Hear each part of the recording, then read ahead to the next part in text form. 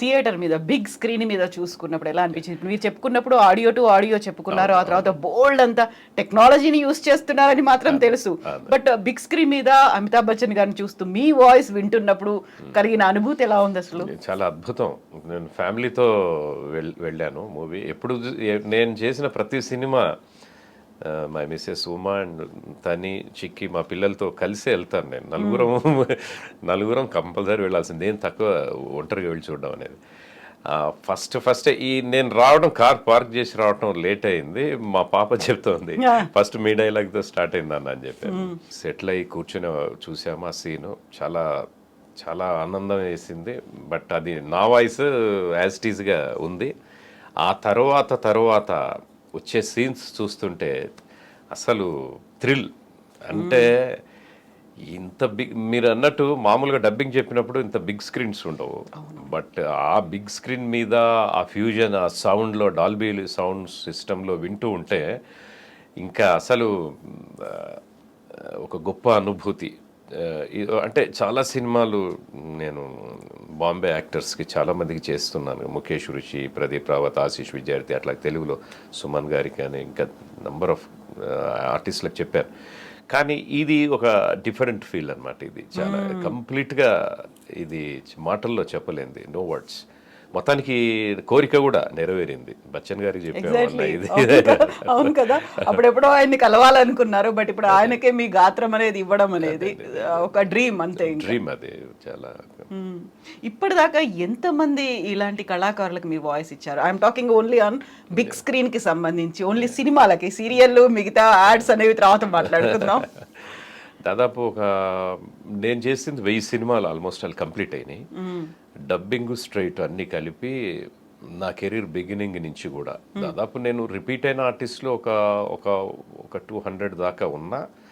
ఒక 800 మందికి చెప్పినట్టే మనం కొత్తగా. మొత్తానికి ఒక 800 ఆర్టిస్ట్ ఆల్మోస్ట్ ఆల్. ఇది గాడ్స్ గిఫ్ట్, నటరాజు ఆశీస్సులు, వాగ్దేవి కటాక్షం అని అనుకుంటాను. ఎందుకంటే ఒక నటుడు జీవితంలో తను నటించిన దానికి తను అద్భుతంగా డబ్బింగ్ చెప్పుకుంటాడు. అది పరిపూర్ణమైన నటన. అది అల్టిమేట్గా దాన్ని మనం కాదనలేము. కానీ ఒక డబ్బింగ్ ఆర్టిస్ట్కి ఒక అదృష్టం ఏంటంటే ఇంతమంది ఆర్టిస్టులకి మనం వాయిస్ ఇవ్వగలగడం.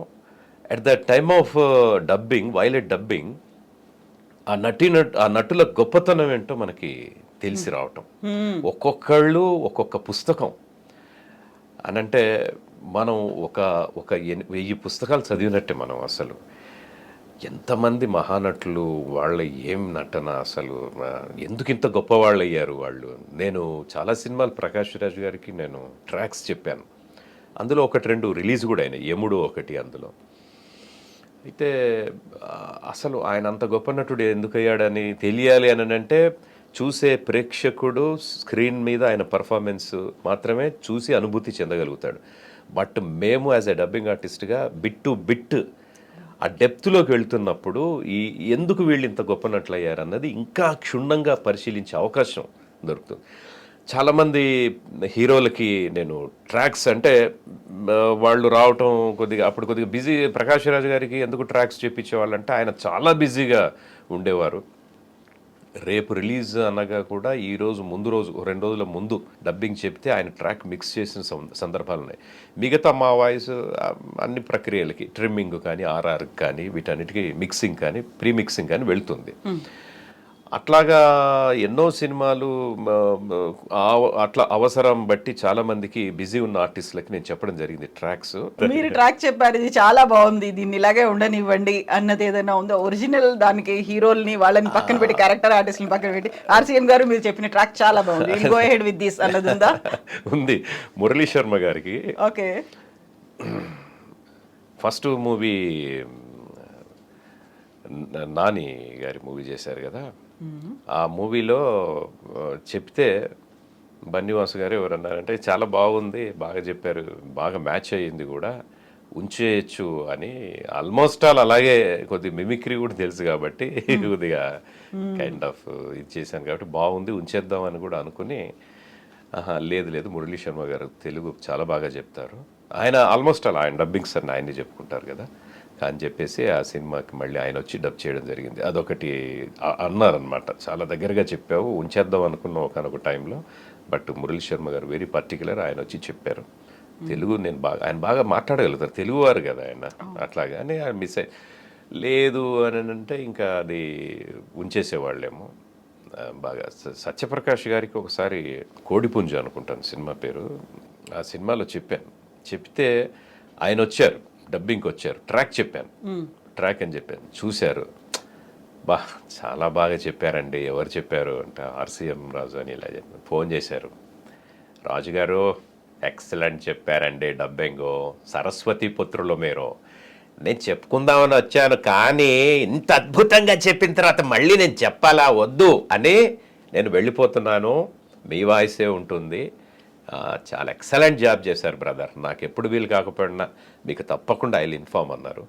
అలాగే ఏ సినిమా ఉన్నా ఆయన సత్యప్రకాష్ గారు కూడా చాలా ఎంకరేజ్ చేస్తారు. సుమన్ గారు డబ్బింగ్, సార్ డబ్బింగ్ ఎప్పుడు వస్తారంటే లేదు నాకు ఆర్సీఎం రాజు డబ్బింగ్ చెప్తున్నారు ఇప్పుడు, ఆయనతో చెప్పించుకోండమ్మని ఆయన ఎంకరేజ్ చేస్తారు.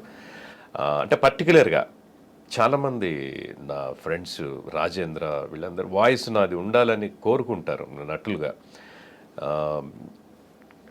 దిల్ రమేష్కి నేను ఫస్ట్ దిల్ సినిమాలో చెప్పినప్పుడు మొన్న ఈ మధ్య ఒక వేదిక మీద కలిసి నేను రాక ఒక మంచి క్యారెక్టర్ వస్తే నాతో డబ్బింగ్ చెప్పించలేని బాధపడ్డాను నేను, బట్ చూసిన తర్వాత ఎందుకు చెప్పించారని అర్థమైంది.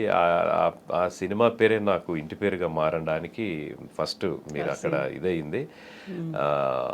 తర్వాత ఆయనే చెప్పుకుంటున్నారు. స్టార్టింగ్లో చాలామంది ఆర్టిస్టులకి, పెద్ద పెద్ద హీరోలకి కూడా డబ్బింగ్ ఆర్టిస్టులు వర్క్ చేసిన సందర్భాలు ఉన్నాయి. అంటే రాజశేఖర్ గారికి, సుమన్ గారికి మన సాయి కుమార్ అన్నయ్య అద్భుతంగా చెప్తారు, అందులో తిరుగులేదు.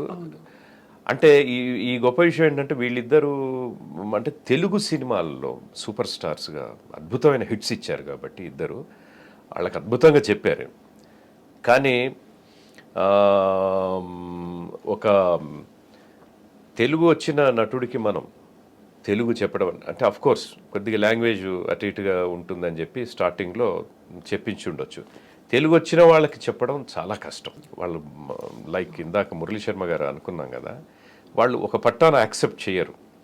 మేము బాగా చెప్తున్నాం కదా, మా వాయిస్తోనే మేము క్లిక్ అవ్వాలనుకున్నాం కదా, అయినప్పటికీ కూడా స్టార్టింగ్లో కొంతమందికి డబ్బింగ్ ఆర్టిస్టులు వర్క్ చేసిన తర్వాత మళ్ళీ వాళ్ళ వాయిసులతోనే రాణించారు.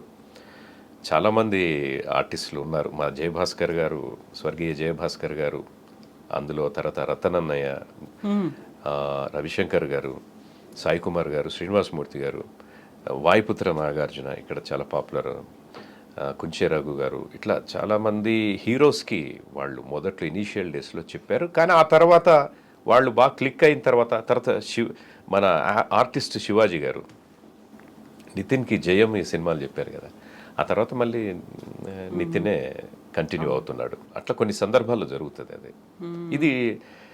ఇది అవసరాన్ని బట్టి, రిక్వైర్మెంట్ని బట్టి అంతే తప్ప ఇది ఏం పెద్ద ఇది కావాలి కంపల్సరీ అయితే ఏం కాదు ఇది.